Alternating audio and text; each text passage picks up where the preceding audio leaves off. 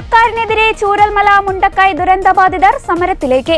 ഉരുൾപൊട്ടൽ ദുരന്തമുണ്ടായി 7 മാസമായിട്ടും ഗുണഭോക്താക്കളുടെ പൂർണ്ണ ലിസ്റ്റ് പുറത്തുവിടാത്തതിലാണ് പ്രതിഷേധം. വീട് ലഭിക്കുമോ എന്ന കാര്യത്തിൽ പലർക്കും ആശങ്കയുണ്ടെന്ന് ജനകീയ സമിതി ചെയർമാൻ മനോജ് പറഞ്ഞു.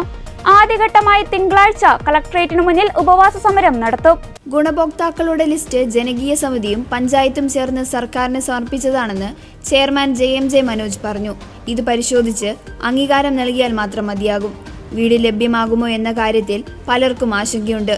2 എസ്റ്റേറ്റുകളും ഒന്നിച്ചേറ്റെടുത്ത് പുനരധിവാസം വേഗത്തിലാക്കണം.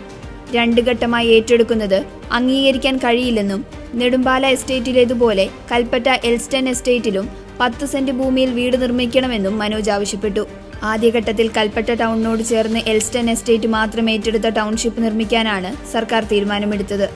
വാസയോഗ്യമല്ലാത്ത സ്ഥലത്ത് വീടുള്ളവരുടെ ഉൾപ്പെടെ പട്ടിക തയ്യാറായിട്ടില്ല. 813 പേരെയാണ് സർക്കാർ വാടക വീടുകളിലേക്ക് മാറ്റിയത്. ഇതിൽ പലരും സന്നദ്ധ സംഘടനകളുടെ സഹായത്തോടെ വീട് നിർമ്മാണം പൂർത്തിയാക്കി. ചിലർ സർക്കാർ അനുവദിച്ച 15 ലക്ഷം രൂപ വാങ്ങി ടൗൺഷിപ്പിന് പുറത്ത് വീട് വയ്ക്കാൻ താൽപ്പര്യപ്പെടുന്നുണ്ട്.